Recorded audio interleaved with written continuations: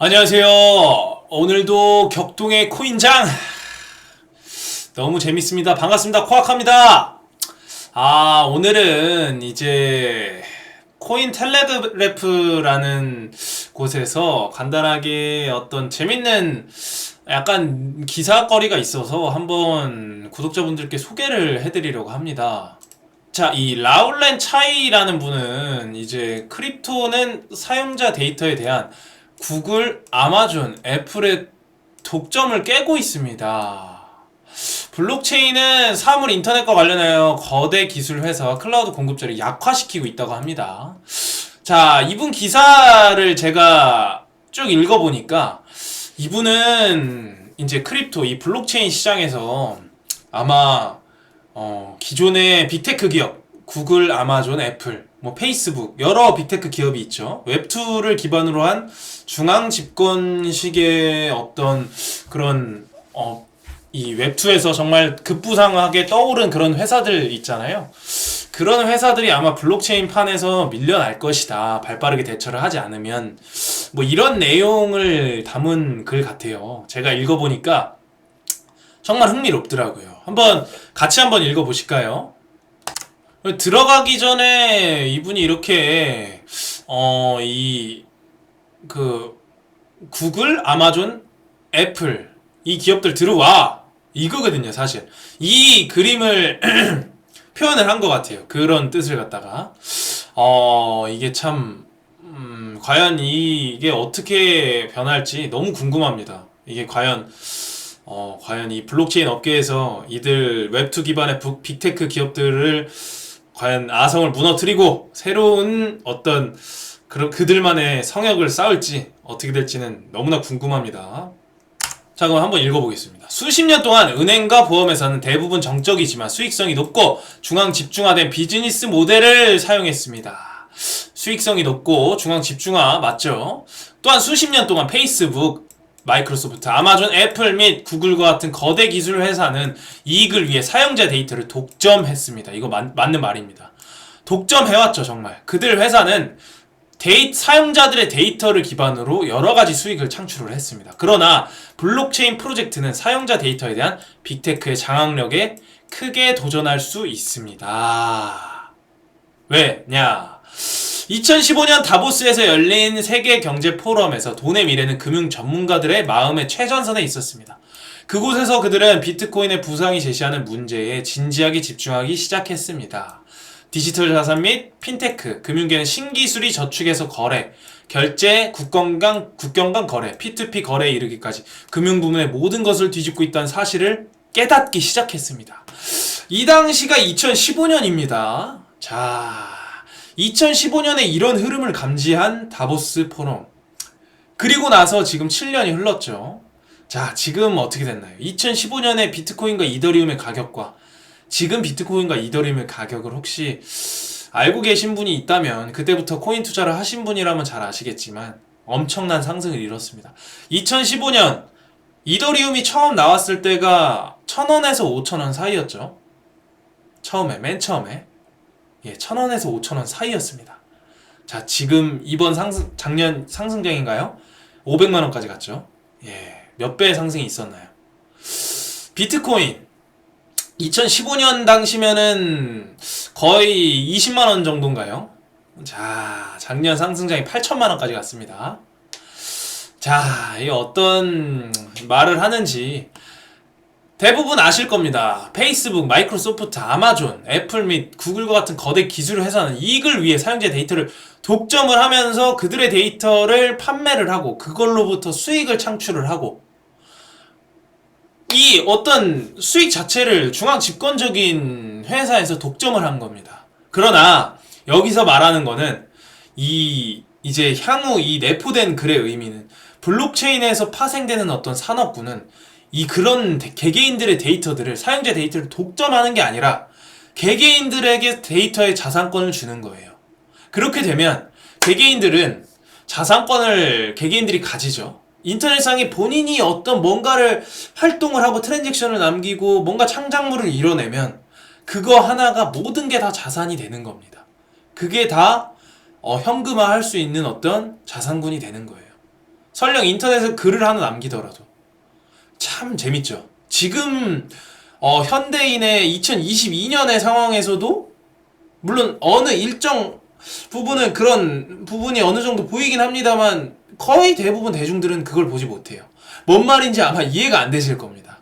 뭐라고? 내가 트위터 이런 데다 글 남기는 게 돈이 된다고? 말이 돼? 야, 코아카야. 너 그거 정신 좀 이상한 것 같은데? 어떻게 트위터에 그냥 SNS에 글 하나 남기는 거 사진 하나 찍어서 올리는 게 그게 어떻게 돈이 된다는 거야? 야, 그러면 누구나 너나 나나 다 수익 창출하는 거 아니야? 그냥 아무거나 써서?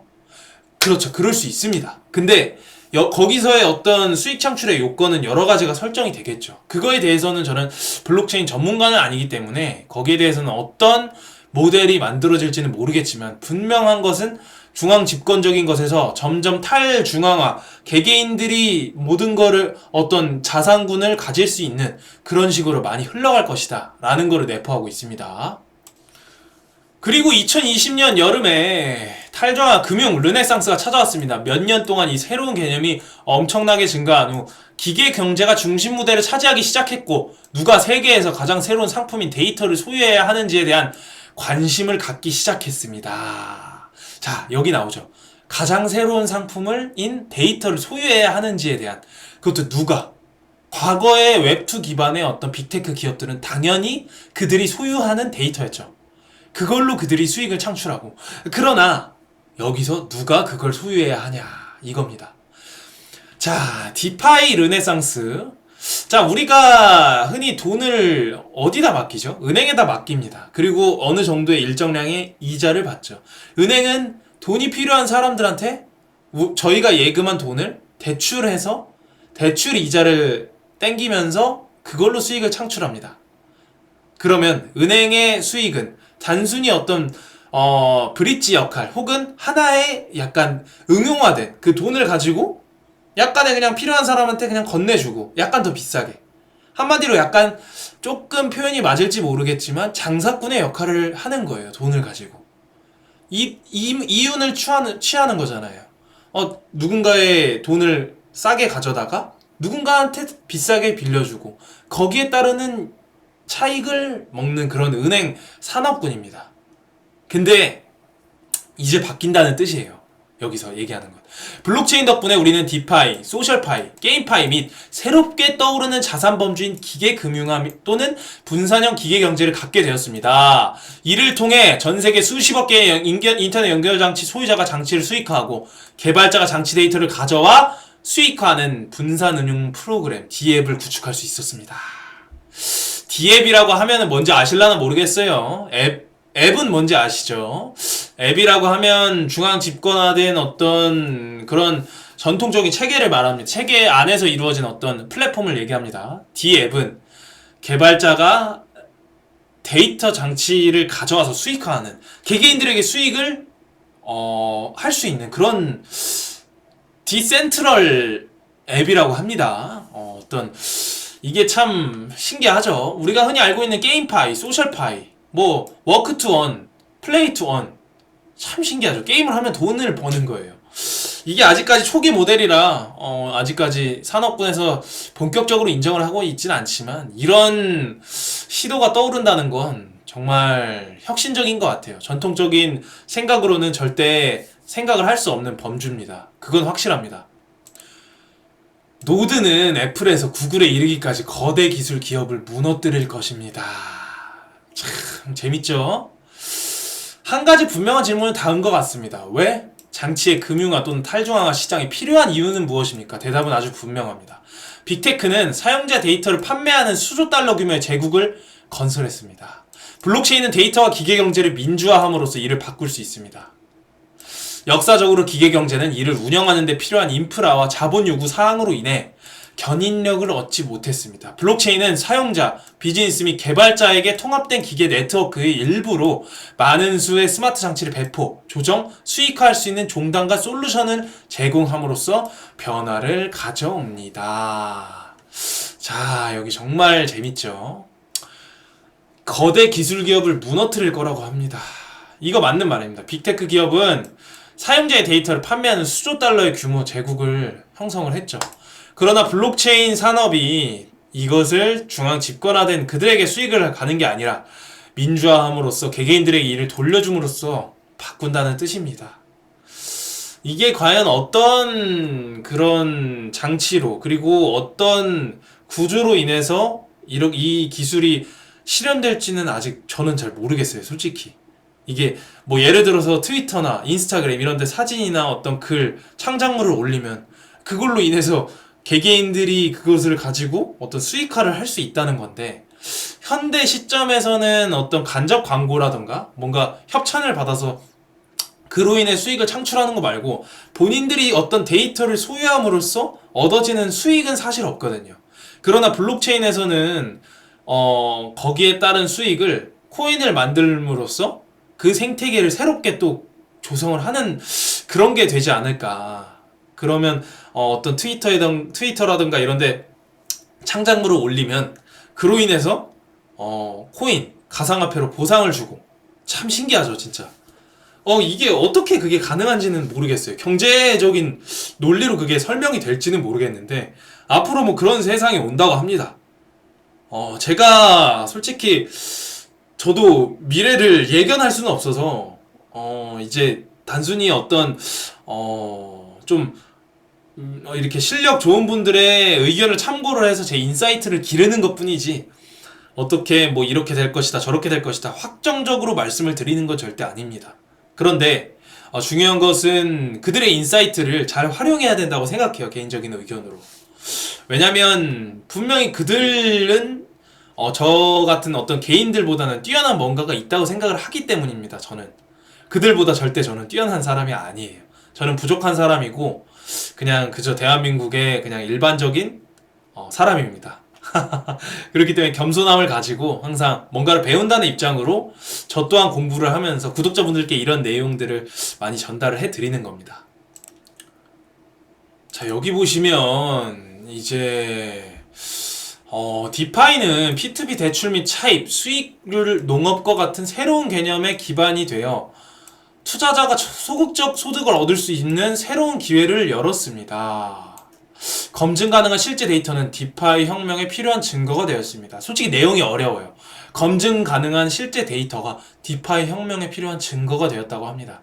이게 도대체 무슨 말인지 이 글만으로는 이해는 안 되는데 좀 더 읽어보겠습니다. 암호화 공간의 모든 사람은 작업 증명 및 지분 증명, 보상 또는 허가를 받기 위해 블록체인에 제공되는 증거에 대해 알고 있습니다. 비트코인 채굴자가 컴퓨팅 집약적인 문제를 해결했음을 증명하면 다음 블록 생산자가 될 수 있습니다. 참, 이게 도대체 무슨 얘기인지 솔직히 조금 어렵긴 합니다. 제가 알기로는 좀 어려워요. 어려운 부분이 있어요. 근데 중요한 건 뭐냐? 이런 어떤 디파이 혁명에 필요한 증거, 지분 증명, 뭔가 보상, 이런 키워드들에 조금 주목을 해서 이해를 하려고 노력을 해봐야 되는 것 같은데, 좋습니다. 이 증명, 보상, 검증, 뭔가 좀, 뭔가를 이렇게, 확인시키고, 신뢰를 향상시키기 위한 어떤, 일련의 활동성 같아요. 그런 쪽의 어떤, 분야적인 걸로 제가 받아들여야 되는지 모르겠는데, 이런 부분이 어떤, 디파이 혁명, 그리고 어떤 저희가 향후 중앙 집권적인 플랫폼에서의 수익이 아닌, 분산화된, 민주화된 그런, 수익을 얻을 수 있는 그런 키워드들이 아닌가, 그런 생각을 조심스럽게 해봅니다. 자, 여기 또 재밌죠. 관련 페이스북과 트위터는 블록체인 기술 덕분에 곧 쓸모없게 될 것입니다. 와, 충격이네요, 정말. 이게 페이스북과 트위터가 지금 이렇게 잘 나가는 회사지만 블록체인 기술 덕분에 곧 쓸모없게 된다는 얘기가 좀 받아들이기 좀 어려울 수도 있어요.